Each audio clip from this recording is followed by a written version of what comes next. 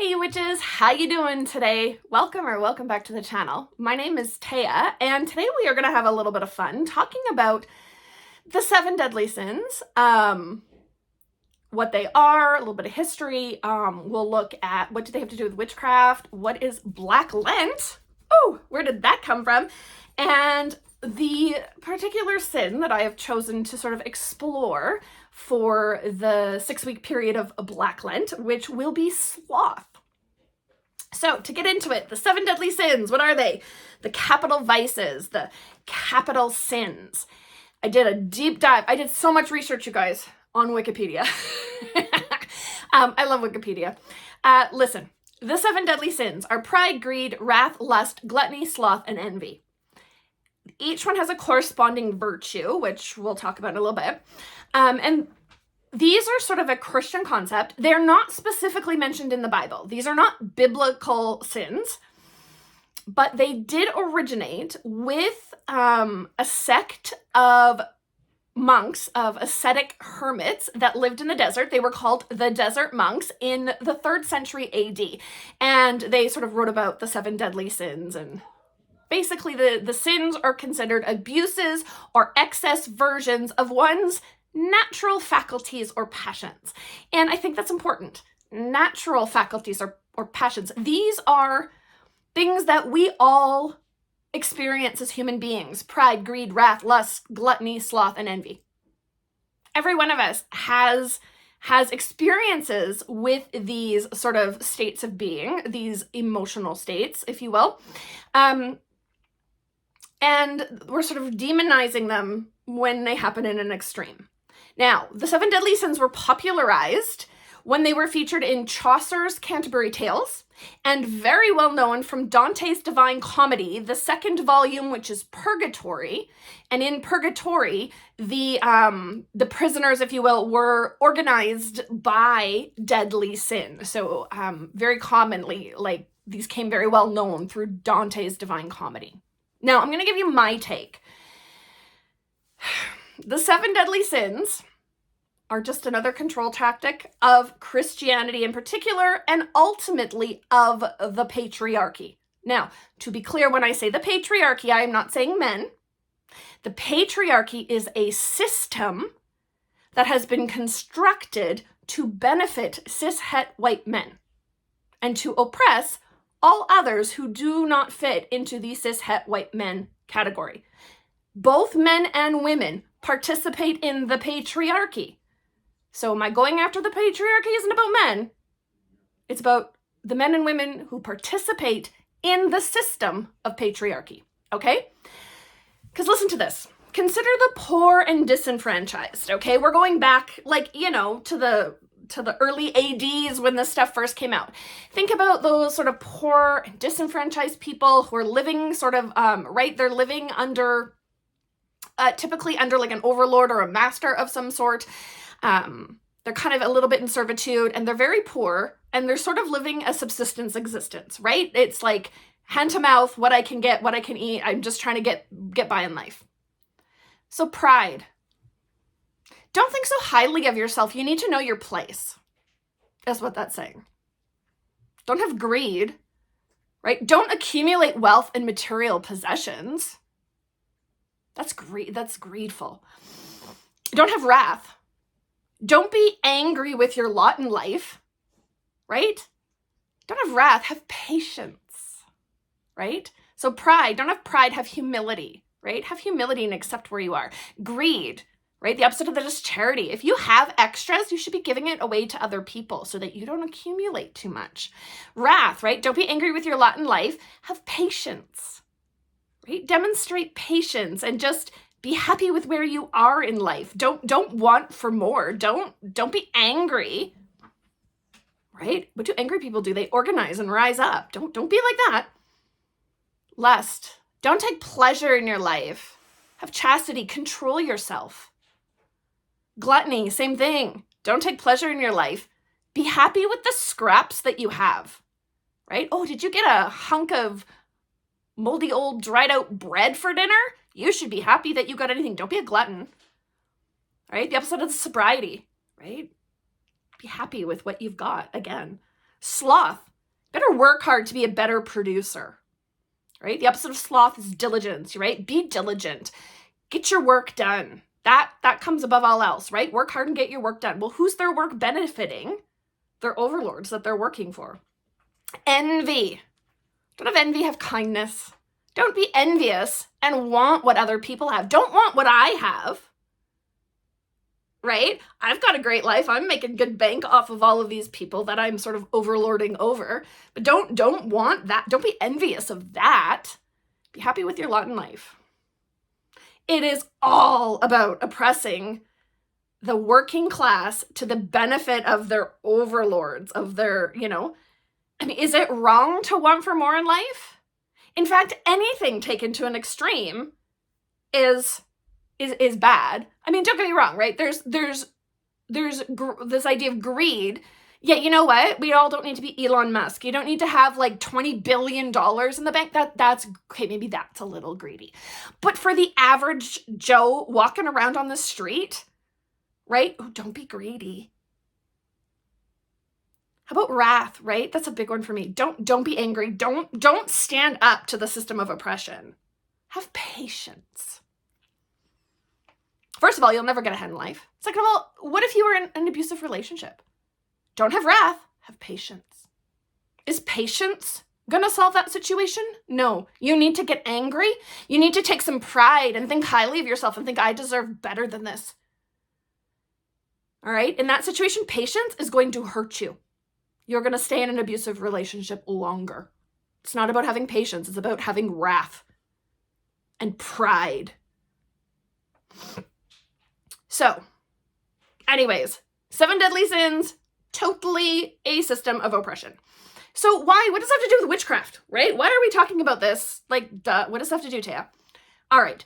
Witchcraft is the craft of the marginalized and the oppressed, taking up their power to better themselves. Witchcraft is all about flipping the paradigm. So this idea of celebrating the 7 deadly sins, that's exactly what it is, right? We are flipping the paradigm. We are saying we don't want to be marginalized and oppressed by these sins anymore. We want to embrace them and use them to better our lives. Why Black Lent? It's a playful take on the Christian period of Lent. Typically during Lent, right, Christians will give something up. They're like, you know what? Yeah, I'm going to give up chocolate. I'm going to give up whatever. I'm going to give up. Very often it has to do around the 7 deadly sins, right? Very often with greed, that idea of like, I like chocolate and sweets and I'm going to give up alcohol and, stuff like that. So instead of giving something up, we are going to embrace one of the 7 deadly sins and celebrate it and revel in it for a few weeks. And it's an idea that came up from Jasmine Ambrosia and Beanbag Hagwag, who I've tagged their channels down below. If you haven't checked them out, please go do. These are lovely ladies, very, very intelligent. And they were like, yeah, let's have some fun with this concept. And, people are like, oh, well, are you appropriating from Christianity? No, appropriation is when you take from the marginalized, right? When you are the oppressor and you say, you can't practice that, right? You can't practice your indigenous spirituality. You can't smudge things. That's wrong. You must be a good Christian person. And then years later, you turn around and go, I think smudging is kind of cool. I'm going to smudge stuff. And you as a white person aren't going to get oppressed for that because it's cool. It's new age. But yet we've persecuted people for hundreds of years for practicing their indigenous spirituality. And now all of a sudden it's cool because you're some middle-class white lady who wants to smudge. It doesn't work that way, right? That's appropriation. Christianity is not oppressed. Christianity are the oppressors. And that's what witchcraft does. That's what we do in witchcraft. We take from our oppressors and we flip that paradigm and we work it to our advantage. So, enough about my soapbox. My sin is going to be sloth. In our capitalist-ass society, never mind the patriarchy, let's talk about capitalism. The number one sin in the US, in Canada, is not being productive. The opposite of sloth is diligence, and diligence can also be harmful. How many people do you know who brag about their 65-hour work week? Like, as if somehow that makes them better than other people. Like, they're more diligent. They have the virtue of diligence, and you're all just slothful. Why? Because I work a 40-hour work week, and I work from 9 to 5. I take an hour for lunch and 2 15-minute breaks, and when I'm done at 5 or 5:30, whatever, I go home, and I have hobbies, and I have a life outside of work. Like, is that bad? You know, like, a regular 40-hour work week isn't good enough. We're bragging about 65-hour work weeks. Or this idea of monetizing your hobby. Like, it's not okay to just have a hobby. I just want to do something I enjoy. Take some pleasure in something. Have a little lust for life. Oh, no. You need to monetize that. You need to monetize it and make some money off of it. We live in this diligence culture. That this idea that, oh, I don't want to be slothful. You know what? Sometimes it's okay to just have a hobby. You don't need to monetize it. Yeah. I really struggle, and I struggle with sloth. So here's the deal. I've got the ADHD, at the brain stuff, and I have learned from my psychiatrist, from my psychologist, like, I'm not supposed to have more than 3 to 5 to-do items a day. Any more than that, and what happens is I get overwhelmed.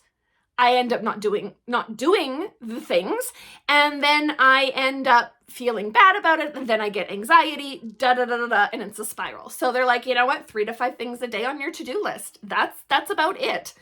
And to other people, they're like, I've got like 15 to 20 things every single day of the week, including Saturday and Sunday. Like, what are you talking about? Like I'm not good enough. I'm not diligent enough. I'm slothful. I have to take a break in the afternoons. I can get up in the morning and I'm great and I'm go. And then usually in the later afternoon and about the hour before I go pick up my son, you know what I do? I take an hour and I sit down and I watch YouTube videos, mostly Minecraft videos. That's like my obsession right now.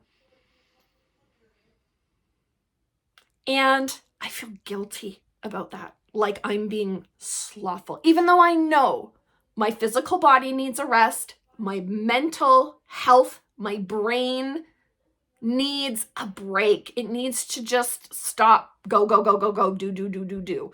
It needs a break. And, you know, the one thing I dread every day is my husband comes home from work, and I love him, and he means absolutely nothing negative by this, but he comes and goes, oh, what'd you do today, hun? And there are days when I haven't done anything. There are days when my mental health has been really bad, and I haven't really accomplished anything on my list. And sometimes I'll find myself like making something up, or I'll like, what I do is I have like my planner and I keep track of what did I actually accomplish in a day, so that when he asks me, how was your day? What did you do? I've actually got something to tell him. Because the other thing is sometimes I forget, right? I don't have a great memory.